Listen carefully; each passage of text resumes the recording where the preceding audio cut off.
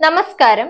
ലോക്സഭാ തെരഞ്ഞെടുപ്പിൽ ഇന്ത്യ മുന്നണിയിൽ അണിനിരന്ന ഉദ്ധവ് താക്കറെയും ശരത് പവാറിനെയും രാഷ്ട്രീയ ഉപദേശവുമായി പ്രധാനമന്ത്രി നരേന്ദ്രമോദി. കോൺഗ്രസുമായി കൂട്ടുചേർന്ന് സ്വയം ഇല്ലാതെയാകുന്ന സാഹചര്യം ഒഴിവാക്കാൻ തെരഞ്ഞെടുപ്പിന് ശേഷം ഏകനാഥ് ഷിൻഡെയുമായും അജിത് പവാറുമായും കൈകോർക്കാനാണ് ഇരുവരോടും നരേന്ദ്രമോദി നിർദ്ദേശിച്ചത്. കോൺഗ്രസുമായി ചേർന്ന് ഇല്ലാതാകുന്നതിനേക്കാൾ ഇവർക്കൊപ്പം ചേർന്ന് മുന്നോട്ടു പോകുന്നതാണ് ഇരു കക്ഷികൾക്കും നല്ലതെന്നും അദ്ദേഹം പറഞ്ഞു. കഴിഞ്ഞ 40 വർഷമായി സജീവമായി രാഷ്ട്രീയ രംഗത്തുള്ള നേതാവ് ബരാമതിയിലെ പോളിംഗിന് ശേഷം വ്യാകുലനാണ്.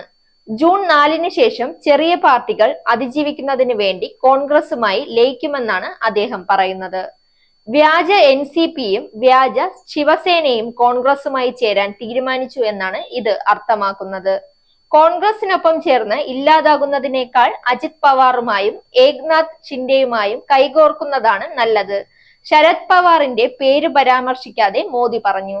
എന്നാൽ പാർലമെന്ററി ജനാധിപത്യത്തിൽ വിശ്വസിക്കാത്ത ഒരു പാർട്ടിയുമായോ പ്രത്യയശാസ്ത്രവുമായോ വ്യക്തിയുമായോ സഖ്യത്തിന് തങ്ങൾ ആഗ്രഹിക്കുന്നില്ലെന്ന് ശരത് പവാർ പ്രതികരിച്ചു.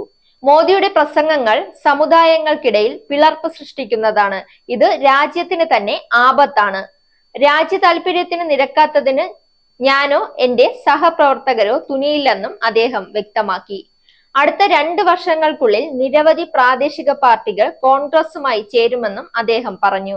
കഴിഞ്ഞ ദിവസം മഹാരാഷ്ട്രയിൽ ഉദ്ധവ് വിഭാഗം ശിവസേനയ്ക്കെതിരെ കടുത്ത വിമർശനവുമായി നരേന്ദ്രമോദി രംഗത്ത് വന്നിരുന്നു. വ്യാജ ശിവസേന തന്നെ ജീവനോടെ കുഴിച്ചുമൂടാൻ ആഗ്രഹിക്കുന്നുവെന്നായിരുന്നു നരേന്ദ്രമോദിയുടെ പരാമർശം.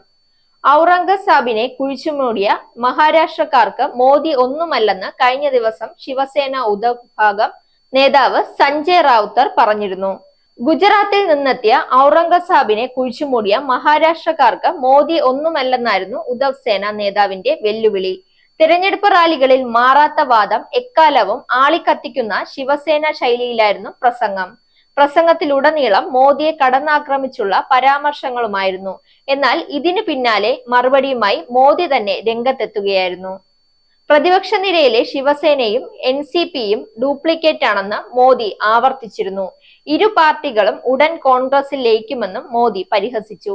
അതേസമയം സഞ്ജയ് റൌത്തിന്റെ ഔറംഗസീബ് പരാമർശത്തിൽ തെരഞ്ഞെടുപ്പ് കമ്മീഷനെ സമീപിച്ചിരിക്കുകയാണ് BJP.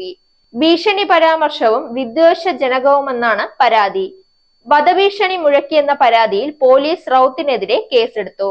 Zag news, Thiruvananthapuram. നേരിന്റെ വാർത്തകൾ നിങ്ങളുടെ വിരൽത്തുമ്പിൽ എത്താനായി സാഗ് ന്യൂസ് ചാനൽ സബ്സ്ക്രൈബ് ചെയ്തും ഷെയർ ചെയ്തും ഒരു ശരിയായ മാധ്യമ നിലപാടിന് നിൽക്കാൻ ഞങ്ങൾ നിങ്ങളെ ക്ഷണിക്കുന്നു.